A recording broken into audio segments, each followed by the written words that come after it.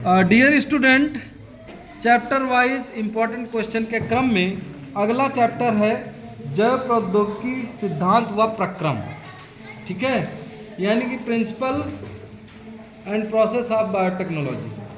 तो इसमें जो क्या क्या इम्पोर्टेंट क्वेश्चन हैं बोर्ड के लिए वो ज़रा हम हाईलाइट करेंगे और उनको ध्यान से आप लोग नोट करेंगे। जैसे शॉर्ट नोट्स में आता है रिकॉम्बिनेंट डीएनए क्या होता है और लाइगेज क्या होता है, मालिकुलर गम होता है, इसको बोलते हैं मालिकुलर सीजर रिस्ट्रिक्शन एंजाइम, इसके बारे में आपको पता होना चाहिए।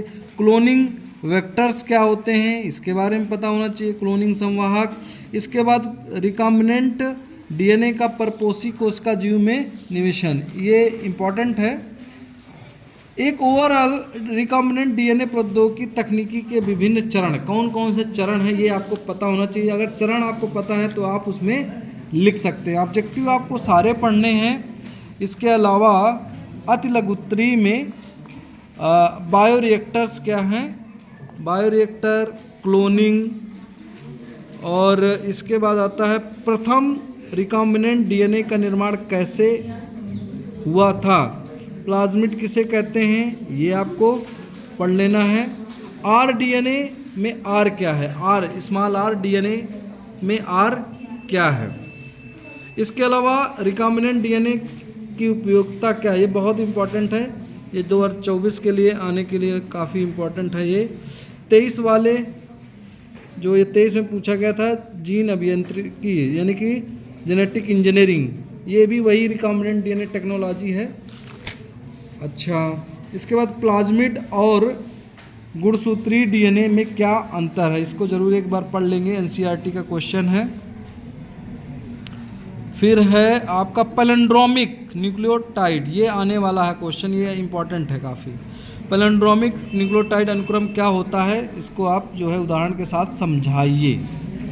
इसके अलावा पीसीआर तो पिछले साल पूछा गया है लेकिन एक बार फिर से पढ़ लेंगे। बायोरिएक्टर पिछली बार पूछा गया है, फिर से एक बार पढ़ लेंगे, हो सकता है कि तुम्हें फिर से ये क्वेश्चन मिल जाए। और ये जेल इलेक्ट्रोफोरेसिस की शॉर्ट टिप्पणी आ सकती है, एक शॉर्ट नोट आ सकते हैं लिखने के लिए, जेल इलेक्ट्रोफोरेसिस।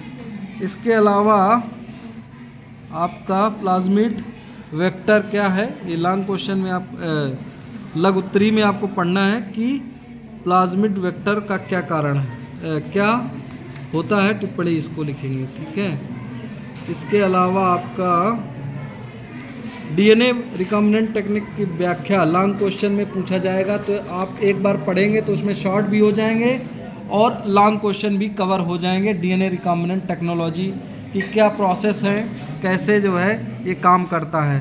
तो ये कुछ थे इस चैप्टर के इम्पोर्टेंट क्वेश्चन, और अगर आप इन क्वेश्चन को तैयार करके जाते हैं तो निश्चित रूप से इस चैप्टर के आने वाले क्वेश्चन को 100% सॉल्व करके आएंगे। और जिस टेक्निक से बताया जाता है कि क्वेश्चन सॉल्व करें, उसी टेक्निक का उपयोग करके लिखेंगे तो 100% मार्क्स मिलेंगे। Thank you so much.